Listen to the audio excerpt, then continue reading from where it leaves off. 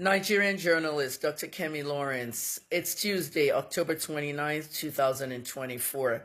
Let's talk about SEGUN, AGBAJE, the CEO of Guarantee Trust Bank, GT Bank. Some of you bank over at that bank. And you remember I did a video about a couple of weeks ago with regards to 4 journalists being arrested by GT Bank under the cybercrime law of 2015. That law, Section 24, 1B27 of the cybercrime law, was used to arrest them. That very law has been used to arrest me before by Pastor David Ibiyomi and other people as well. We have always said that this law does not allow journalists to do their work. So repeal the law. Well, we know that some people need to be arrested under that cybercrime law for defamation, which is criminal in Nigeria because technically defamation is civil. That law is not allowing journalists to work. Many journalists have fled the country because they're trying to do some kind of work that involves investigating people. Many of you know David Hunday. He's in Ghana, okay? He practices journalism, but he's in Ghana. At the same time, we have people like Samuel Ogundikwe, who was with Premium Times before, and they hounded him all the way to underground. He found his way into New York. He's running People's Gazette over there. I am out of the country in an undisclosed location. I'm running Kemi Talks Media. Even Sahara Reporters is based in New York. If it wasn't based in New York, the Nigerian government would have gone there several times, like they did with Cable NG and what's the other person? Premium Times, surrounding the buildings and all. You remember they surrounded my home at 7:30 in the morning on March 14, 2017. This cybercrime law is not allowing journalists to do their work. What did I do wrong here now? I simply reported about 4 journalists that SEGUN, AGBAJE arrested for exposing 1 trillion naira in fraud at GT Bank. That amounted to $600 million worth of fraud, allegedly by these journalists they are saying GT Bank committed. Instead of SEGUN, AGBAJE answering to these charges from these journalists and explaining it, he tries to offer them money. They refused the money. Because they refused the money, AGBAJE went and arrested them. And now he turns around and says they were trying to extort them and they were putting out false, misleading allegations on social media to extort GT Bank and threaten the GT Bank management, thereby ruining the bank's reputation. Mr. AGBAJE, this is what I reported on my last video. If you're watching this video now, October 29, 2024, people on TikTok, it is on my pinned post. Download it now. Okay, I have enabled downloads. I usually don't enable downloads on my TikTok. Download it now and spread it across the internet. Let it go super viral. Send it across your WhatsApp. Let the whole world see this video that I did. I did not accuse AGBAJE of 1 trillion naira fraud. I did not investigate the case. Those journalists he arrested did that. I simply put that story out about those journalists using non-affirmative words that I was trained with. I am a US trained journalist. I don't need to tell you guys in Nigeria.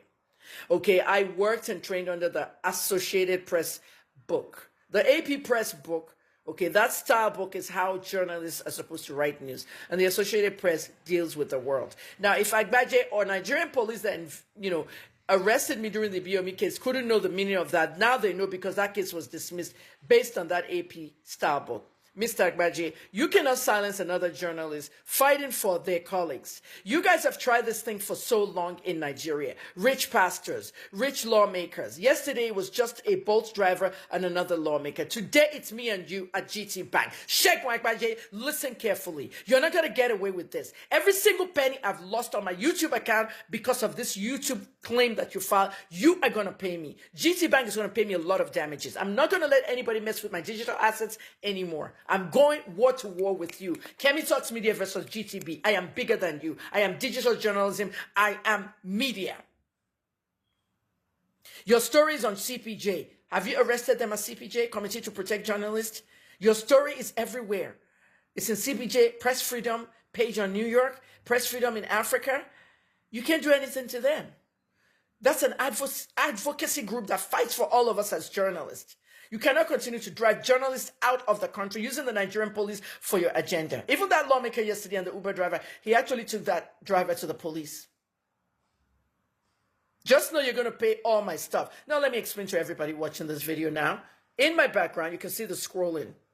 of the email I got from YouTube this morning, 29th of October, 2024. That email says, your YouTube video is blocked. Let me tell you guys about YouTube. This is a majority of my income. Number two, if you get 3 strikes on YouTube, your channel is gone. I have over 1,000 videos on this channel. I don't get strikes at all. Okay, I'm a solid creator here. And at the end of the day, okay, what happened to my old TikTok is not going to happen to my new TikTok. My old TikTok was 190,000. Nigerians flagged it because they didn't like some of the stories I did about this one, about that one.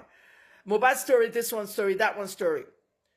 Okay, that page was flagged and taken down on the 25th of September. I appealed, they didn't give me my page back, but I also had $3,000 inside that, in-stream ads. At the end of the day, everybody gives you your money back except TikTok. I lost a lot of money. I opened a new TikTok account the very same day, 25th of September. A month later, that TikTok is this TikTok you're watching this video in, 73,000. And I get those numbers in 30 days because I'm a popular journalist. But you know what? I'm going to be vicious now with all of you. Everyone blocking free speech, blocking everything that journalists have to say. You cannot continue to intimidate us. Okay, I've called my lawyer. My lawyer is looking into this. You're going to pay me, GT Bank. You are going to pay me every penny, plus extras for my pain and suffering and all the work I do to put this work out. People, look behind me. The YouTube video says, YouTube video blog, defamation complaint. I've never even heard of it on YouTube, has defamation complaint criteria. Anyway, let's read what YouTube says. YouTube says, my video, okay, has been blocked from one country, Nigeria. AGBAJE, you couldn't block my video from America, Canada, UAE, everywhere Nigerians are, they're watching it over there. Nigerians at home can also use VPN to watch the video, but they don't have to spend money. I've already enabled them to download it on my TikTok, on my Facebook, on my Instagram. Anyone that has those platforms can download it, get a software, and spread it around the internet. You blocked my video because I reported about journalists that you locked up who investigated 1 trillion naira fraud. You gave your employees a raise. Everybody got a raise, an increase, and everything to cover up your deeds. Did you do it or did you not do it? I have a format in which I ask people questions, and I call it the jam question. Mr. AGBAJE, were you involved in 1 trillion naira fraud at GT Bank? At the expense of the customers, and you're saying these journalists were trying to harm you? Answer the question. Answer the fucking question, Segun. Answer the question, because it's me and you. You're not going to like it. Go ask your friends. You're not going to like it. You don't play with my digital assets. I'm going for your jugular. Okay? Because you guys have been doing this a long time ago. And then 4 journalists. Roland Oloni Shua. Roland is the guy at Herald. Everybody knows Herald newspaper. Inquirer State. Shewa Dulami, News Chance. The kind of investigation Shewa does. Perfect investigation. All the stuff he has exposed, you locked him up. Pressure Chukwuwanso and Rotimi Olawale at the National Monitor. They've done stories that nobody will touch in the mainstream media. Nigerians, the mainstream media is owned by politicians and businessmen. These 4 guys I just mentioned to you, they have their own independent newspapers, just like me. We're independent journalists. And this is the reason I always tell you to donate and support independent journalists. Okay? This is the reason. Crowdfund. Send us money. Donate. You know where the account numbers are. Click on my Instagram. It's pinned. Click on my Facebook. It's pinned. Help us. These 4 journalists are good journalists. Okay, because the journalists at the media houses, Punch, Tribune, AIT, TVC, those ones are friends with them. They're friends with SEGUN AGBAJE and the big bank bosses. So they will not report this kind of stuff or investigate this kind of stuff. They are barred. The mainstream media is where you're supposed to go and report all your grievances in this world. But you can't, because they're owned by the same people frustrating you. Wake up, Nigerians. Spread that GT video now and this one. Thank you for listening. I'm Dr. Kemi Lawrence, Nigerian investigative journalist. I have been a journalist from February 1994 to February 2024, 30 years, and I'm going on 31 in 2 months, February 2025.